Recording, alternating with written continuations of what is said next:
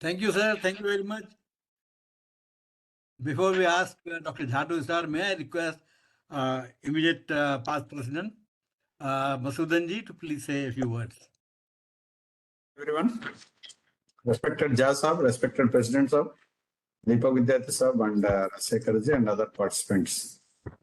First of all, thanks to Jha Sahab for coming forward to give a topic to the people of fraternity. And thank you, sir. Thank you for coming once again. And this is I think, as the President was mentioning, it is a good subject. And I think everybody knows, but deeperly we don't know what is deeper. Only superficial we are all knows. But now I think you will enlighten us very well. And with this topic today, and people have to utilize this opportunity. Thank you for joining, everybody. Wish you all the best. Thank you, sir. Thank you. Thank you very much, Masudan ji, for your kind words. Friends, before we start, let me give you a brief introduction of Dr. P.T. Jha. Of course, he is a person very well known in the mining industry and he does not really need any introduction, but then it's customary on my part to do so. Dr. P.T. Jha is a geophysicist by profession with an MSc Tech 1987 and a PhD in 1992 in applied geophysics from ISM Dhanbad, which is now is IIT. He had joined NARM in April 1990 and superannuated from service in August 2023, very recently. He established the Engineering Geophysics Department at NIRM in 1996 and was heading it till superannuation. He completed over 180 industry-sponsored projects and 4 S&T projects, including one international collaboration project with NGI Norway. He has authored about 50 papers, edited and published 2 conference proceedings, national and international, and guided for 5 doctoral theses.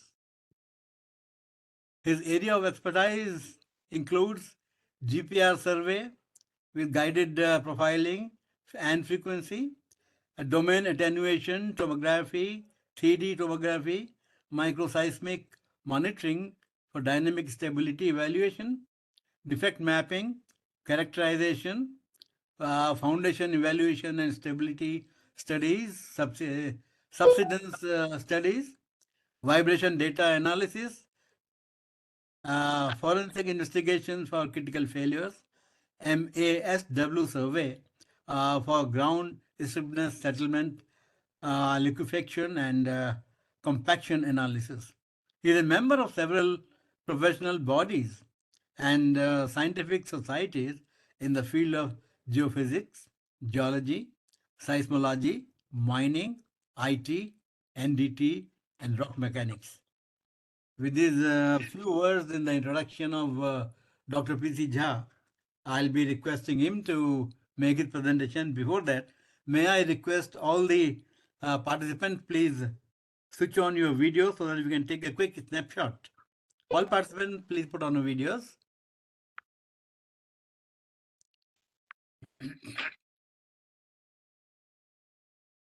All participants, switch on the videos, please.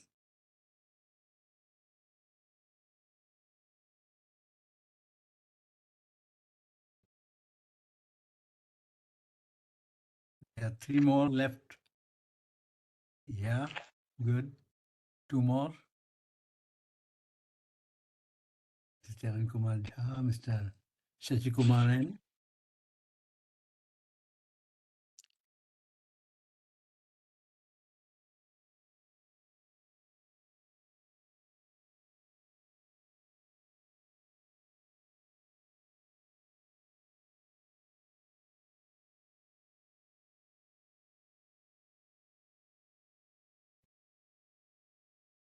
Thank you very much, friends. And may I now request Dr. P.C. Jha. Sir, the floor is yours and kindly make your presentation. Yeah. Thank Dr. you, sir, Jha. everybody present here. And I will start my lecture with by sharing the screen.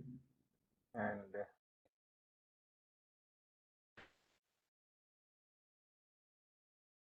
here it is. I think the screen is visible to everybody. Yeah, screen is visible. Okay. So what I am going to talk about today is application of various geophysical techniques in mining for safety and augmentation. This is based on our practical experiences with various case studies. But before we go to the case studies, I will just introduce a few slides about the geophysics and why it has to come into the mining area. So when it comes into basic practice, actually geology and geophysics are both belong to earth science. So geology is a visual science. It tells whatever we can see by the naked eye. Whatever we cannot see by the eye about the earth, it is answered by the geophysics. That is the basic difference.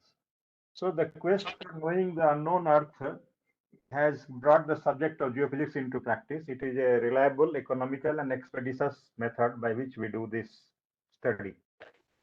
So geophysics extends the application of laws of physics to the earth for information of the subsurface geology. It provides necessary platform to study structure of the earth by indirect method. Now question is, when the geophysics has come, what is the visual range of geology? So if you see here, the rock on earth's surface, that is uppermost crust is only visible, that is 0.5%. The other 99.9% is unknown. If we go by drilling, which is the largest drilling I have reported here is 12 kilometer only. And if you see the radius of the earth of 6,370 kilometers, it is less than 0.2%, what we can see directly by our eye. So over 99% of the earth remains unknown to the visual eye. We don't know. So geophysics has stepped in to fill this gap by providing necessary tools to study the structure by indirect method. So because of indirect method of investigation, it is open to debate and not free from ambiguity. So it is essential to confirm the results by more than one approach or to look for other compelling physical evidence at the site to confirm the result. The domain of geophysics extends to mining, civil, archaeology, infrastructure projects. Now it is to defense, and everywhere offshore, marine, everywhere it is geophysics is getting extended. So what we do is we measure everything on the surface of the earth, whether it is by borehole, by earthquake method, by marine, and correlate these properties, whatever we measure on the surface, to the variation in the subsurface. That's how we create the geophysics. So the variation is due to heterogeneity, defect, or anomaly. That's what we map and report you. This is the heterogeneity, this is the material we have found. Thus, all measurements are always on the surface and all interpretations are from the subsurface. So the question remains how deep we can see. The answer is it is 1/4 to 1/6 of the survey line length on the surface. So if we are putting a survey of 1 kilometer length, say 1,000 meter, we can go up to 200-meter depth maximum. So in oil field, I have seen 4 kilometer, 5 kilometer profile. They are going up to 1 kilometer depth. They are able to explore. So what we measure here is propagation of seismic waves, variation of Earth's gravity and magnetic field, heat flow variation, conductivity variation, electromagnetic response. All these things we measure here on the surface. And basic assumption is all interpretation geophysics are based on the basic fact that Earth is a half space. Wherever this preamble is compromised, data interpretation becomes invalid. So this, whenever I sit in the interview, I always ask this question: what is the limit of geophysics? And here it comes the mining, because when we see the XYZ coordinate, the X is from 0 minus infinity to plus infinity for the Earth. Y is from minus infinity to plus infinity, but Z is from 0 to minus infinity. So it is called a half space. When we go inside the mine and start doing geophysics, there is a Z above us and Z below us. So the half space concept is violated. That's why geophysics cannot be done inside the tunnel or inside the mine. We have to do some modification for this. This is the basic assumption by which geophysics works. The branch of geophysics which deals with the natural source is called solid earth geophysics, used for investigating the entire earth crust, mantle, boundary, core, geodynamics, etc. Seismology, volcanology, geomagnetism, rock rheology, these forms the basis of solid earth geophysics. We are not going to discuss that. And the second branch, which deals with the artificial source, where we use our own, deploy our own source, is called exploration. And it is used for shallow subsurface investigation up to 4 to 5 kilometers.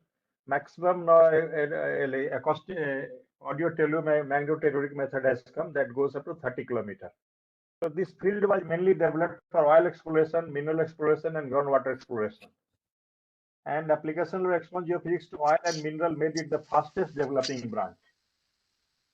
Today, exploration geophysics tool can map even a small hair crack in the concrete structure.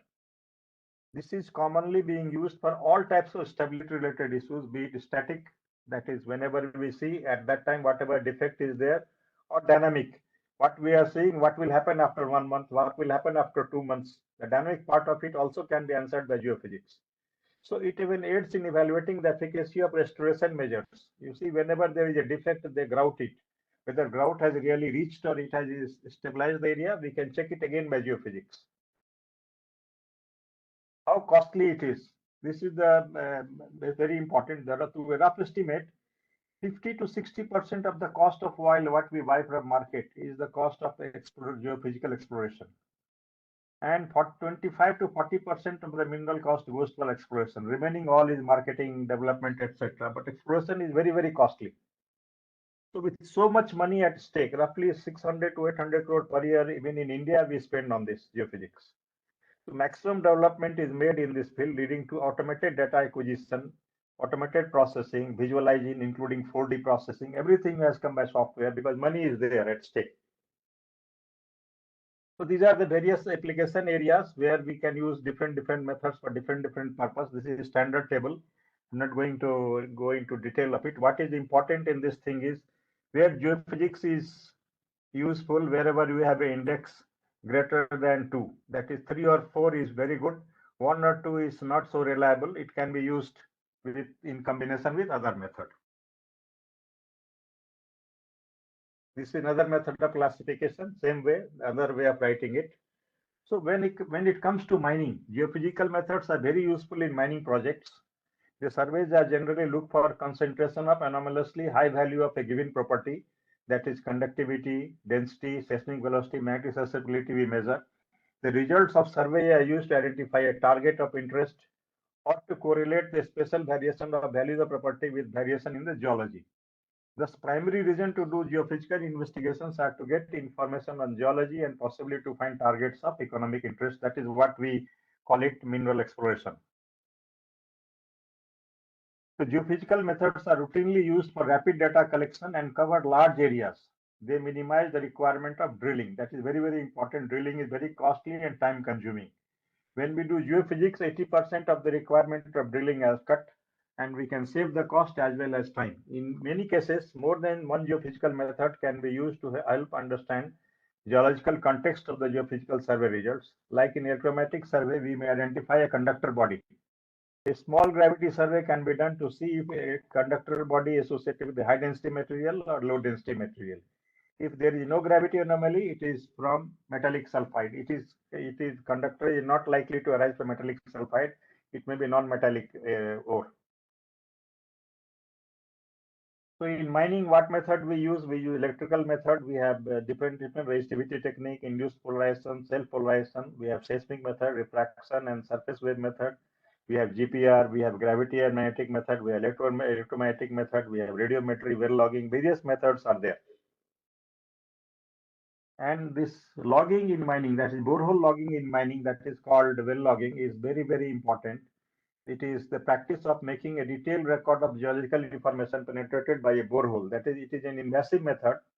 The record is based on physical measurements made by instruments lowered into the hole. That is called geophysical log. And the instrument that is used is called logger. It is a technique used to gather data from drilled boreholes, which is why it is called borehole logging. Resistivity log, sonic log, gamma log, caliper log, magnetic susceptibility, IP log are some of the common geophysical records for exploration purpose. I think MECL and CMPDI are mostly doing this type of job. They are very well into logging, and whole years they keep on doing this logging exercise for different parts of India for different purpose. So some typical engineering geophysics. I belong to the engineering geophysics group where we use techniques in mining. So here what we use in geophysics technique is mapping for partition and barrier, that is for safety purpose in coal mines. Mapping overburden or partition thickness, again for safety purpose in open cast mines. I will show some case studies. Mapping subsidence prone zone, which is very common in BCCL and ECL area, where suddenly something subsides and we read on newspaper, people have died, something has happened, some accident has happened. Then feasibility study we do for augmentation of the ore, whether we have some ore left over, we can mine or not.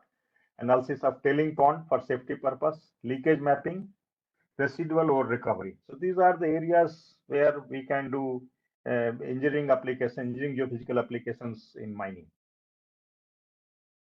So standard geophysical investing techniques are seismic survey we do on land and marine, electric survey we do on land, gravity magnetic, again it is done land and airborne. SP survey we are doing for ore prospecting, electromagnetic survey, land and airborne methods. So these are the active geophysical survey in which source and signal both are deterministic. So we know the source and we can check the signal how it has changed. The change in the signal defines the whole property. Other geophysical investigations technique which is being used, that is MEAI technique. We have used one or two places for subsidence studies. REMI survey, that is passive source survey.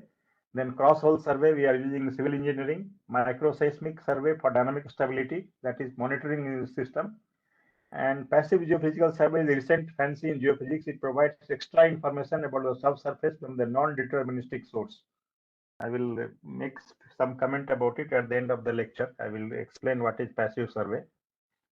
Then seismic survey, we have two types, P waves and S wave. P wave is the primary wave, the compressional wave. S wave is secondary, transverse or shear wave. As by very nature, the S wave is shear wave, so it is going in the perpendicular direction to the wave, so it is a bit slower, but it maps finer detail. So survey with surface wave is a recent addition to seismic technique. This is called MASW or SASW technique. And they are the newer tools, which is very much used everywhere in India because it is a new technique. So seismic survey can be carried out at land or sea. It is the most versatile. 60% of the survey is being done by this method and most suited to oil, gas, and mineral. So what we use is we use a seismic source, that is vibratory source. We create a vibration, may it be by hammer, be it by explosion, be it by vibrator. And there are various other tools also. We use this sparker and many other methods we use to generate that shock. And then with the shock wave, how it travels to various places along the line of survey, we measure. We measure the arrival time, we measure the waveform change, we measure the amplitude variation, we measure the frequency variation, and then we analyze the data. So when we record the disturbance, we actually record a waveform and analyze it by picking up the first arrival, picking up the arrived phases, and attenuation pattern of amplitude and frequency of signal. These are the three which we are measuring. So this is how the setup it is. One point we use this source where we hammer it, and this is there is a trigger we sends with the source has been generated, and it sends the instrument for recording. And we have sensors all along the line of survey which records the data and sends to the sensor. So this is how the data is collected. And at the end of the section, when at the end of the result, we plot a section called seismic section where you can see this layer identified not by the any nature but the velocity. The top layer and this layer has a velocity up to 1500 meter. We call it a soil, compact soil, etc. 1500 to 2500 meter per second velocity layer is the weathered rock layer. You can see the layer change. Then we have 3500, that is jointed rock, and you see the depression, and this is a jointed rock mass layer, and we can easily make out there are two shear zone or faults here because all of a sudden this has become thick here. And then we have a hard rock layer which has up to 4500. Below 4500 is non-jointed, that is massive rock. So this is how we classify, and it is nothing to do with geology. It is all based on the velocity of the medium. So velocity in turn is dependent on density. Density is in turn dependent on the strength, and strength in turn dependent on engineering properties. If we use to do any foundation, design, classics, everywhere this engineering properties will be used to translate into MPa of the medium, and the foundation depth, everything is used based on that. Whereas if we go by borehole logging and check it with geology, we can see the rock, but we do not know what is strength. But when we do this survey, we can make out how competent is the rock. So application areas for refraction survey is bedrock profiling, stratigraphy mapping, locating zone of weakness, delineate fault and shear zone, quality and homogeneity of construction, compaction evaluation in rockfill area, mapping uneven settlement, and overall site characterization we do. Then comes electrical survey. Here we send electric current into the ground and we measure the voltage change along the line of survey. We are sending a current and how voltage is changing. So here source is DC and AC current. Signal is transmitted through the target, that is the ground. And then when we measure the voltage, the target is identified by resistivity range. We convert voltage and current measured and divide it to get the resistivity. And then we plot that resistivity. There are two techniques, imaging and sounding technique, and combination of both being used. So there are different array by which we carry out the survey. So the blue color is the voltage measuring electrode, that is called potential electrode, and AB is the current electrode. We can put current electrode at the end and measure voltage in the center, or one part here, one part here. Like this, various arrays are there, and we define each array has a different purpose by which it is being used. So if you see a typical section, this is a land, this is a water bearing fracture in the bedrock. You can see here, this area, we have a low resistivity zone here in this. And if we see this low resistivity zone, this is the water bearing area which connects down. So if we have to drill a borehole, we have to drill a borehole here so that it will be a perennial source of water. So this is very good for water mapping, even in a hard rock area if the velocity is very high. But if we are getting a low resistivity, we can see that if the fracture contains enough water for the drilling purpose, we can make it. And this method we can do up to 120 meter reliably. This is the landfill area. On the top of the surface we measure so how much landfill is being done. If contractor has done landfilling, we can easily make out how much he has done it. And this can be done as a reconnaissance survey so that payment can be made for landfilling purpose. Very simple, one profile we can make out everything. Then common application areas, shear and fracture zone, groundwater exploration, exploration of base mineral, combination with other method we can use, environmental pollution and archaeology. Then comes electromagnetic survey, where we use NIRM, we use GPR, not other methods. So it is the youngest entrant to the family of exploration geophysics. It is the most popular and commonly used electromagnetic survey method, and it has the capability of online display of result. And for your information, we brought the first GPR in India in 1996, and since then it is being used. So GPR has to be used when medium is known. It is just an X-ray technique. When we take the body of X-ray, we know how the body looks like. So we can easily identify there is a defect, there is a fracture, the teeth is broken, something like that. So defect mapping is the main objective, and this real medium is known. We can very easily use GPR. And when known target is to be explored, pattern recognition, we can pipeline, we are thinking, utility, we are thinking, then how this pattern will come, that we can check it. And when anomaly is present in the otherwise homogeneous medium, we can use the GPR method. So decoding GPR, it is a plot of TTT, that is two-way travel time. There is no other information in this. So the signal is being sent, it is coming back from the target. So it is going and coming, that is two-way travel, and it's time we are measuring. So the typical GPR data is 70% noise, that is unwanted signal. So signal processing is the core of GPR survey. It is interpreted mostly by pattern recognition since it is restricted use on virgin ground. Typical GPR section, there is no information about the medium property. You see the seismic where we have plotted the depth in terms of velocity. Here we don't have any property, we just plot a pattern wherever the signal is reflected. No property of the medium is there. Then comes borehole. Whatever survey we are doing on surface, same thing can be again repeated through borehole. So this is we call geophysics non-invasive, but here it is invasive method. But it has been developed to make use of holes already drilled by geologists for the purpose. We can use that hole for geophysics. But you see this today, utility has so much expanded that people are ready to drill the hole for geophysical survey. So in these investigations, we expand the use of borehole already drilled to access. So all geological methods are used in borehole investigations. Now I will come to with this introduction about the theory part of the geophysics. I will show some case studies where you can see its application in various areas. So first case study is subsidence prediction in a coal mine.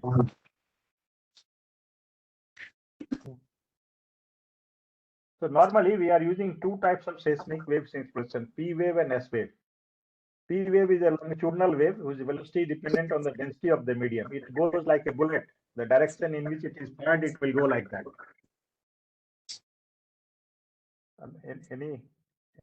Anything question is there, or shall we continue? Okay.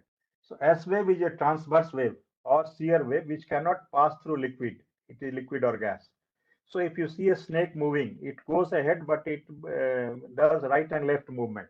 So that type of movement is called S wave, where the particle motion is perpendicular to the direction of motion. So standard ratio of P wave by S wave for any rock or subsurface medium is 1.6, which is due to the heterogeneous nature of the medium. This ratio is fixed. But subsidence is the process of progressive rupture in the hard rock over a cavity or mined out area, followed by failure of the superincumbent strata. If the failure zone is within 5 meters, subsidence normally happens. So with this progressive rupture, what happens? More gaps and voids are created in the medium, leading to a continuous fall in S wave velocity. P wave velocity remains largely unaffected because the medium is not changing. So abnormal rise in Vp by Vs ratio because Vs is falling, it gives a hint that there is an impending failure. If it is properly indexed with time, we can tell when it is going to fail. So here one case study I am showing. In March 2018, we have done a survey in ECL area. This was sponsored by Indian Oil Corporation Limited because they have a pipeline going, and 2-3 cases subsidence has happened. The pipeline got broken and oil pool was formed on the surface. So as a preventive measure, they want to know where subsidence is happening along the pipeline. So we have done the survey along this. Some old mining area was there. So we were doing a survey. We did P wave and S wave survey both on a prospective area, and this is done in March 18. And we have plotted Vp by Vs ratio. As I said, 1.6 is the standard ratio. If you see this plot here, from the surface itself, we are getting 2.5. And here we have 2.5, 3, 3.5. And here you see 3, 3.54. So some cavity, some mined out area is here, which is extending to the top, and within 5 meter we are getting this envelope of weak zone, where we can see that this is a very weak zone. From 1.6 it has become more than double. So what happened? We just alarmed that along the survey line, this between this 35 to 55 meter, we have a potential zone. This is Harrispool Coriolis PCL, where there will be likely to be a fall, and we gave that indication and came back. In May 2000, just within 2 months, you see the entire area. The whole area, wide scale subsidence was seen, with deepest subsidence point reaching up to 3 meters from surface. So what I am trying to emphasize is that whatever marker we have set, that Bp by Bs ratio, if it is normally falling, that means Bps falling, that means fracture is forming. Fracture is forming means the strata has become weak, it is going to collapse. So the area where concentration is there, that area will have a center, and around this the whole area will be pulled down. So this is what has happened here. After that, we have done three more four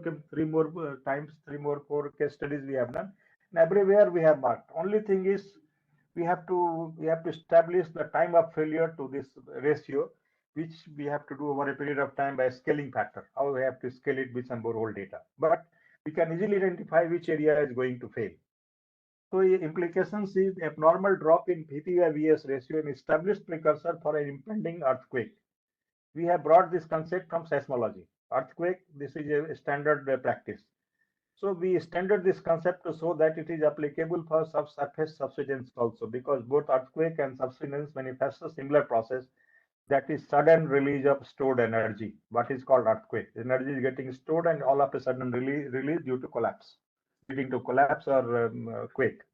So it is a scale independent process. 75 to 85% surface subsidence in coal mining will qualify under this type of precursor. So if we carry out this type of study, we can easily identify which are the potential area for subsidence. Then comes here the Hindalco problem, where tailing dams had collapsed. That is red mud pond, they call it. So in 9th April 2019, the boundary wall of a caustic pond created by Hindalco to dispose red mud recovered in the process of extracting aluminum from the soil, laterite. It collapsed, leading to a landslide-like situation near the railway tracks in Muri. The plant was promptly shut down under the notice from Pollution Control Board. Inquiry was ordered on the failure of the plant management to contain the disaster. It was suspected that the bund protecting the caustic red mud, that is mill tailings, had failed, resulting in one of the worst industrial disasters in recent history. You see here, this is the entire area. If you Google map is showing that this red mud has flown, and it has well into the railway track. Train movement was affected for around a week, and this is the actual boundary line, but we can see everywhere up to the distance of around 1 kilometer it has flown all along the area, and no clue is there why it has failed. And we do not know what happened, how many casualties, etc. They are not reported anything, but basic thing is the tailing dam has failed. So what we did is, this job was assigned to IIT Mumbai. IIT Mumbai in turn assigned us to carry out the S-wave survey to analyze the impact of what they thought is it has happened due to rail or traffic vibration. So that's what they said. You analyze the role of rail or traffic vibration on that area and then tell us what has happened. So we did that, and we did not find anything from there that there is any significant vibration is there to affect the impactness of the bund whatever they have made. So we carried out the refraction survey also on our own. So trace the condition of the bund, what happened to the bund, let us find out. So train and traffic direction were recorded, and then we have done this also. You see S-wave velocity section when we collected along the line, this is the bund line, and always all around the bund we have slurry tap material that has come. So it is covered by that. But when we did the P-wave velocity along the same line, what we are finding is that at the same depth level, same point, we have a very good rock type, very good bund type material is there. So what it indicates that the bund is still intact. Bund was still intact. And whatever we are seeing by the eyes, the material has overflown on that bund. So it is very interesting to see that P-wave velocity more than 700 per meter second along the bund location, whereas the S-wave velocity less than 200 meter per second. So it is clearly pointing that the presence of intact bund is below the overflown material. And we asked them to drill to confirm. They drilled all along the line 6 places. Everywhere they got the good core recovery. So then it is established that bund is intact. What has happened is, over the bund, they have put a gabion wall here. It was a failure of the overlying gabion wall that led to this industrial disaster. To contain more mill tailings, they increased the height by putting gabion. And this gabion was designed by Necafere, and they have designed it with best practices, whatever it is. So this was additional protective structure laid over the bund. It was designed and commissioned by a third party. So what we reported is there is no error on the part of plant management in design of the bund. The report was presented to the Pollution Control Board by IIT Mumbai in August 2019. They accepted the finding and allowed the plant to reopen after all the overflow material was taken back into the pond. The Muri plant eventually resumed production from the first week of October 2019 after complying with the prescribed safety measures. So what we are able to see with the geophysics, we can see that we have bailed out basically. That bund was still intact, and the extra protective measures were not as strong as the bund, and it has failed. So that is separate part of the study, but the failure on the part of plant management was not there as far as the construction of bund was concerned. Then following this, we have got that tailing dam has to be audited for NMDC mines also. We have to do safety audit. There is no failure, but safety audit has to be done. So we have CPCBC, Central Pollution Control Board, ordered safety audit of the tailing dams of respective industries. So again, the IIT got the order because IIT has this standing consultant for all these mines. So they again assigned the job to NIRM. Terms of reference was same, MASW survey you carry out, find out the status of the bund and traffic cultural noise you measure and say the dams, whatever dam they call it their dam, the dam is safe or unsafe. So three dams we have measured, Baladela iron ore mines we have measured. So we have done with this on the dam top we have taken, dam bottom we have taken, across we have taken, everywhere we have taken, and biodiversity data also we have collected for the traffic nearby. So this is second tailing dam and the third tailing dam. We have done for the three tailing dam, and we have done this shear wave survey also, and we can see easily that the top 15-20 meter we have loose soil, and then we have 20 meters down we have compact soil. So MASW for tailing dam, this is very low S-wave velocity on the top 20 meters. So loose soil formation, it may yield against load and need to be reinforced promptly. So this was not as per the design. They thought it is a compact soil, but our survey yield showed that top 20 meter is not compact. It has become loose due to moisture, whatever it is. So it has to be reinforced. And this is another area we have done the MASW survey, where we have found that there was a water seepage in this area, and this needs to be monitored against further deterioration. And here also this loose soil, this loose soil portion is 5 meter, and then they have compact soil of 200, more than 200 meter strength. But within compact soil, there is a leakage area which has to be monitored. So a low shear wave velocity in the top portion indicates a lower stiffness. So external support measures required, like Gaussian or slope reinforcement, we have to do to be adopted. So no problem in telling them to. And depression like feature up to 8 meter depth in third dam is where height is less than 10 meter. This is not desirable and needs to be monitored. No impact of induced vibration and stability of the three trailing dams we could find there. Then this is third case of these two studies were for safety purpose. The first study is for augmentation of ore, that is Hindustan zinc mine. We have done this survey. And here in Rajpura Dariba mine of HZL, mining in the east lode was being done up to below 100 meter MRL, 100 meter RL, and possibility of safe mining up to 200 MRL need to be explored. So when a borehole was drilled at an angle of 15 degree from 200 MRL, it punctured some water filled area of the old working and caused excessive water inflow. So there was a need to locate the old waterlogged working and possible ore around the 200 MRL gallery in the east lode side area. That was the objective. So we can mine it or not. So what we have done is we have suggested you drill nine boreholes, 45 to 60 meter depth, with a spacing of 25 to 30 meter parallel to each other between 300 and 530 level in the horizontal plane from the 200 MRL gallery. Thus, the entire span of 220 meter by 50 meter will be covered. So 8 set of cross-hole survey were carried out across the 9 holes, and the borehole profiling was also done. So this is the plan. You see, we have asked them to drill all the boreholes here. These boreholes were drilled, and we have put our GPR in one borehole. Another, we have done cross-hole survey. We have done profiling also, and then we have plotted the entire section how it looks like. Okay. So this is the final combined cross-hole section print from the GPR. You see, the overall range of GPR wave attenuation is between 0 to 28 dB per meter. Okay, dB meter. Based on the range of attenuation as per grading shown in the adjoining legend, where we have zone 1, zone 2, zone 3. The distribution impact zones are marked on the combined border plot. This is the zone 1, where we have the least attenuation here in this zone.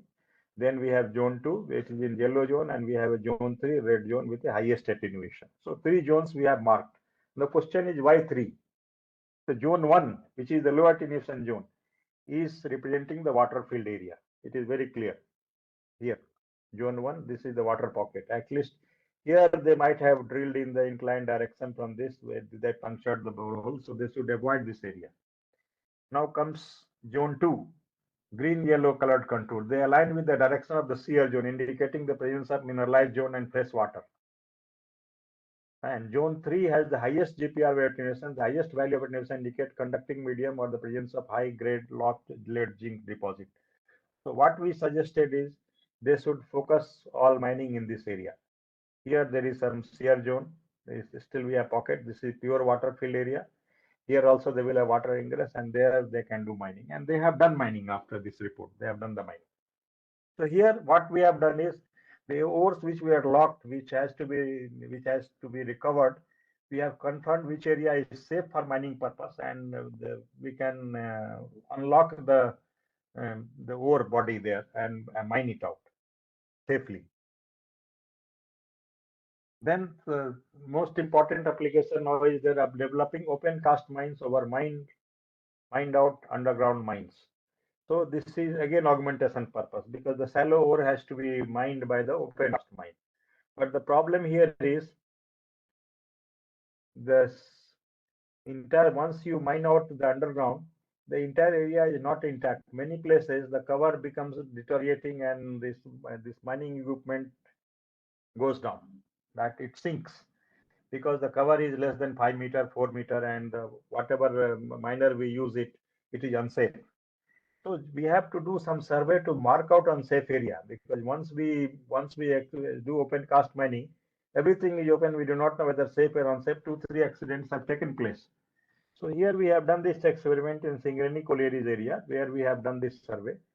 And when we have marked it, we have found out some area with burnt coal seam as shallow as 3 meter, 4 meter depth. We have found out the wide area. We have found out the very shallow cover area less than 2-3 meter. We have found some waterlogged area. We have marked the feature. And we translated all the feature on this zone. These are the pockets where we have potential of disaster. 1, 2, 3, 4, 5 pockets. So all these pockets are not to be done. So what they have done is they started drilling 1 or 2 places. Within 1 hour, everything started sinking because it's very shallow. Everything they put the sand filling they have done and then they did the mining. The potential dangerous spot identified and marked on the mine plan for taking necessary precautionary measures. So these are the spots where they should avoid. By chance, if they go and hit this area while mining, everything will go down. This looks very small, but if you practically, this will be a big area for the miner to go down. So this is how the GPR survey can be used to identify the potential failure zones, zones with a low cover, where disaster can be avoided. Then other application areas in coal mines comes in that we can do GPR survey from underground. We can do, and because other methods we cannot use it in the ground. GPR is especially because it's a distance mapping technique, so we can map the distance. So from this working gallery, we have mapped the here the mining this partition thickness and the other gallery and water field area or not. The GPR survey was done in a known area to check the efficacy of GPR. Presence of water filled portion, they call it a dam in that mine. And disturbed strata, we have mapped it. Then we have done for mapping the mine boundary also. And this was notified by DGMS to use NRM GPR technique for mapping 60-meter boundary. Then we have used in the Savner mines of WCL, where we have used on the roof to find out the partition thickness and the potential zone where it can sink, because this was all water charge roof. So radagram along 3 lines along the mine roof shows 2 prominent regions with pinching of second layer. You can see this here.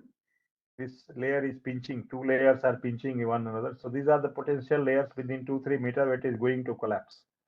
They are at 15th level, 11 deep and 16th level, 10 deep junction. It's suspected that mine roof might collapse at the junction points in the near future. And I think one place it collapsed also. They ignored but these findings. One place it collapsed also. Other places they reinforced. So these were the experimental studies we have done and to show that efficacy of GPR under an SNT project, not under a sponsor project. And this we have done for GPR survey by using borehole for mapping the in-seam fault in the coal mines for open cast mine for longwall panel. So in-seam fault, when we map it, so they have a borehole, they did some logging. We also did the GPR cross distance borehole. And we can see here that the 6 dB contour here and 6 dB contour here, if we join, so this gives me a fault line. Okay, we can, if we want to do further confirmation, we have to do seismic tomography also, but it was an experiment with GPR, so we have done with GPR. And here we have shown this is the upper bench, this is the lower bench, and how this is how it comes. So this is a fault in the seam. And the second case also we have done where we have done the in-seam fault also. So both cases, they have confirmed by drilling and they said, yes, there is 1.5 meter to 5 meter difference in the seam they have fault. So it helped them to design the long wall panel and isolate that fault. So that's how this is useful in the mining area where we can do in-seam fault, where we can detect shallow cover, where we can detect a defect in the roof. Everywhere we can use GPR to do this anomaly mapping.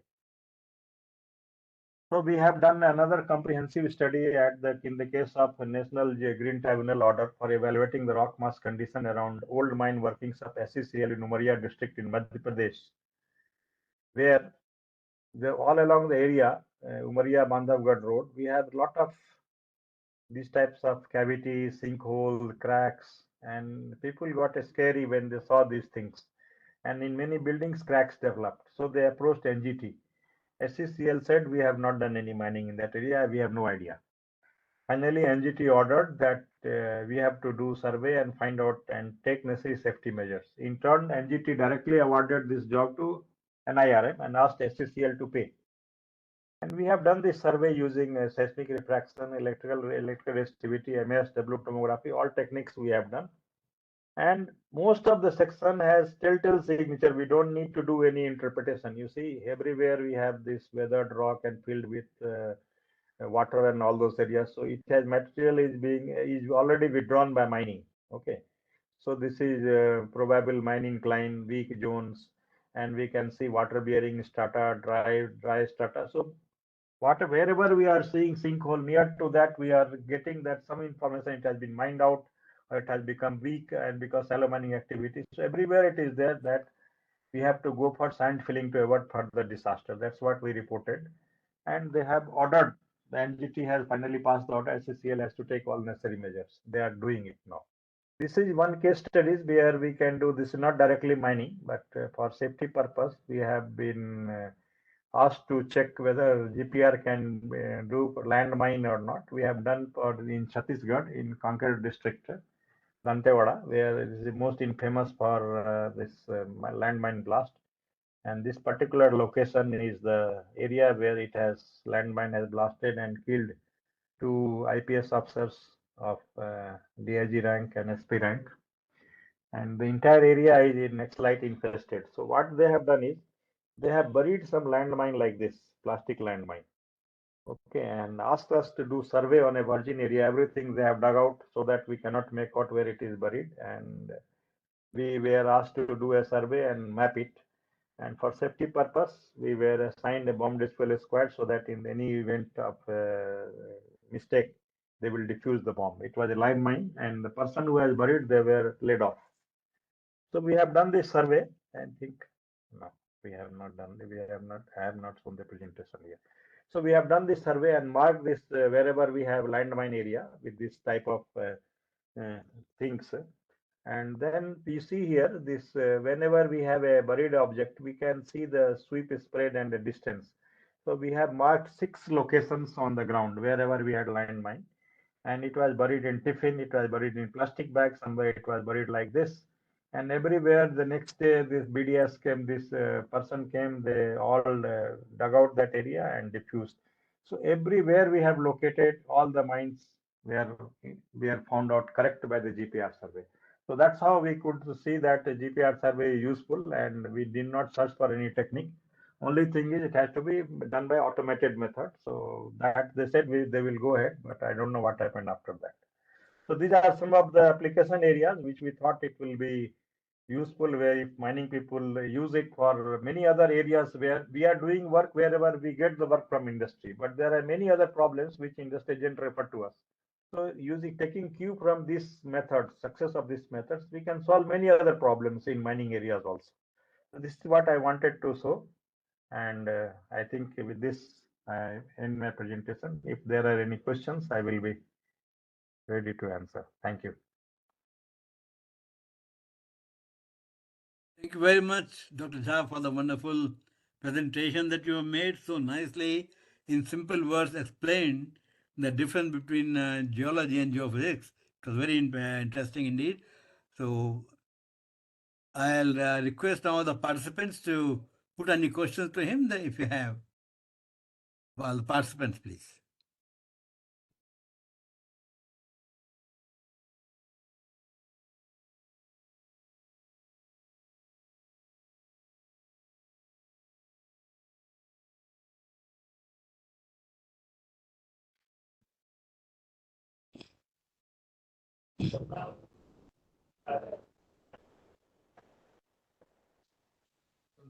Yes. Please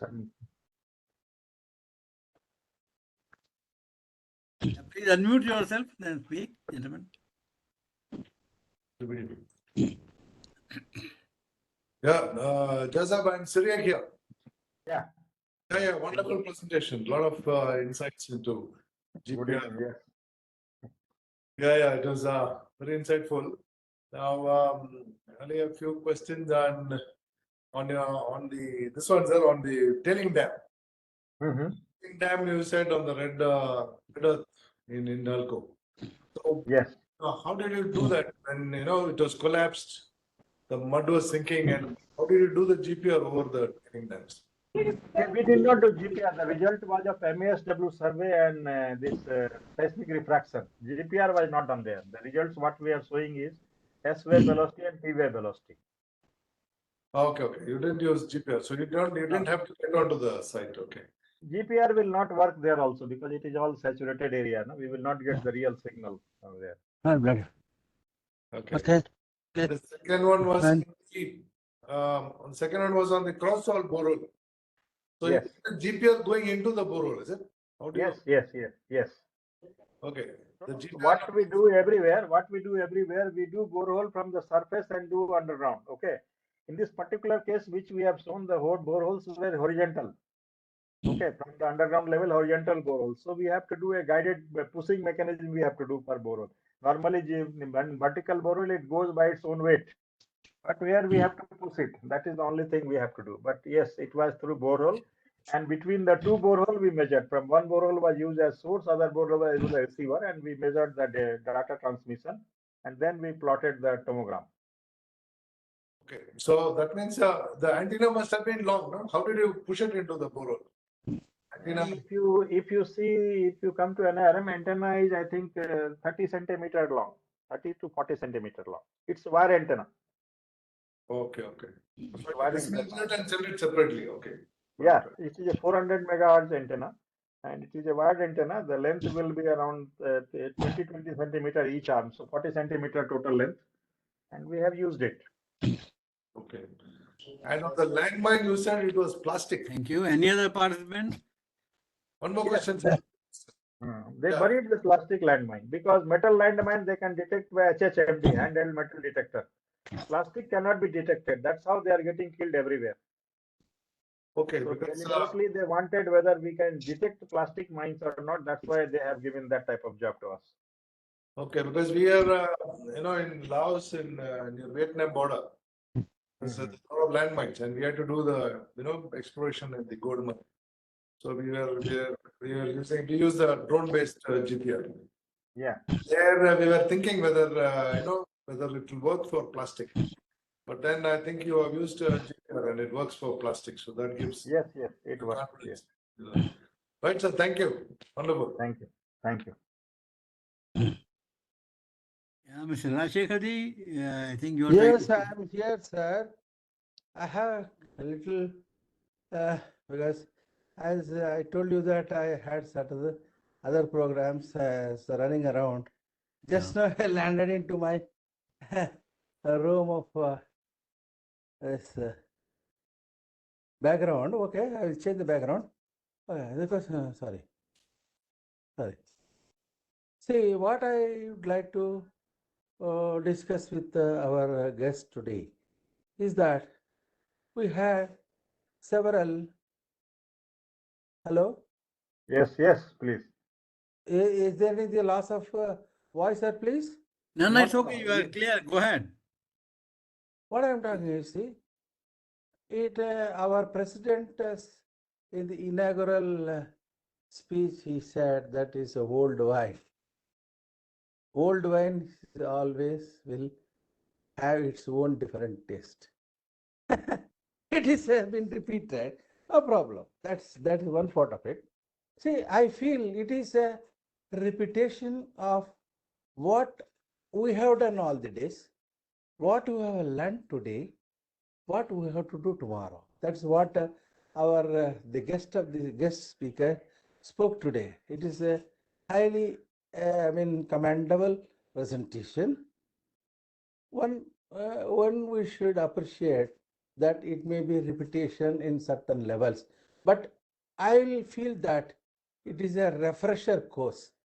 All of us have done some of our what do you call explorations and all these trainings and other things, but we forget many basics. The basics have been revived. That's called the refresher course. I thank our presenter who has done a great job to us. Now, only one question I would like to have with Jasa is, Yes.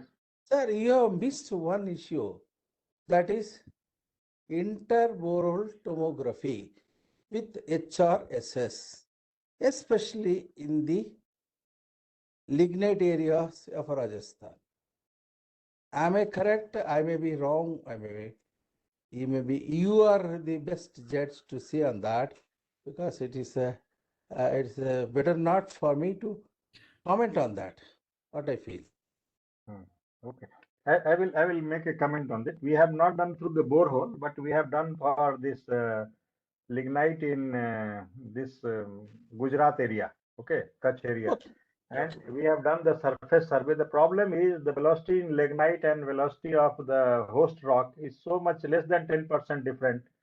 It is very difficult to distinguish between the two. So basically seismic technique will not work. We have to do with a combination. So we have done the exercise, and we have then done for the isolating this boulder area in that lignite, so that this their miner will not face any problem. But as such, for lignite exploration, seismic method doesn't work. Sir, I differ with you in this respect.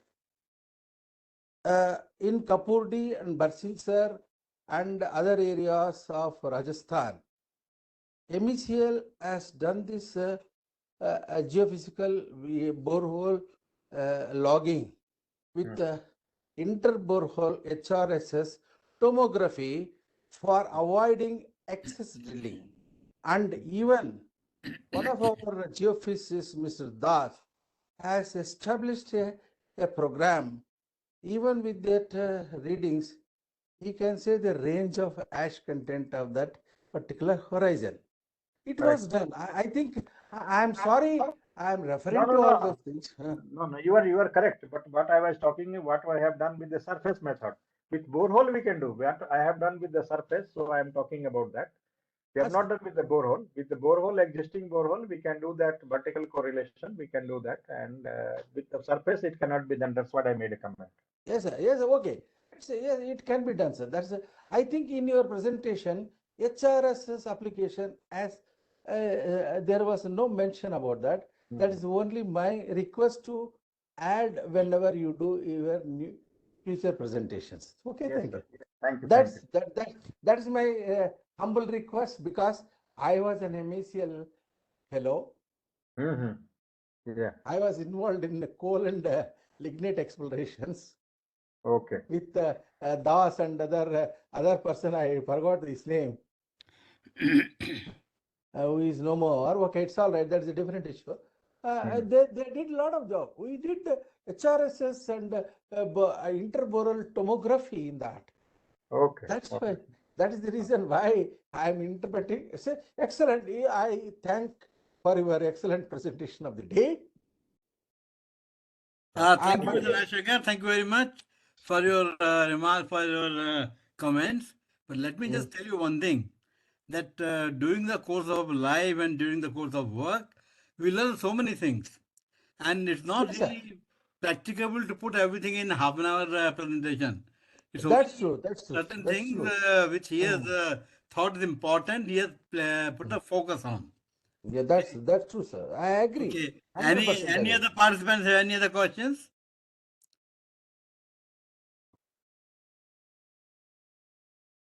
Any other participants? Yeah, Mr. Thakur Ajay Kumarji, please. Very good evening to all, sir. It was really. Am I audible, sir? Yes. Yeah, please go ahead. You are quite audible. Yeah. It was really a nice learning back, connecting to our college life and a visit to NIRM and all. So a very heartfelt thank to the faculty. And it is really wonderful connecting back. Thank you, sir. Thank you. Thank you, Mr. Thakur. Anybody else?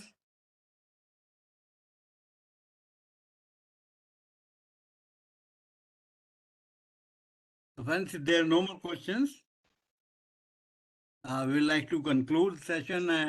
And I'd first like to thank profusely Dr. P.C. Jha for having taken time out and making such an elaborate presentation and answering all the queries. I am highly thankful to the President, Mr. S.N. Mathur, immediate past President, Mr. Masoodan, for sparing their time and joining us this evening, and all the other participants who have taken time out and joined this evening, making it a wonderful evening. Thank you very much. Thanks, everyone. Thank you, sir. Thank you. And good Thank you, night. sir. Thank you. Thank you very much. Thank you.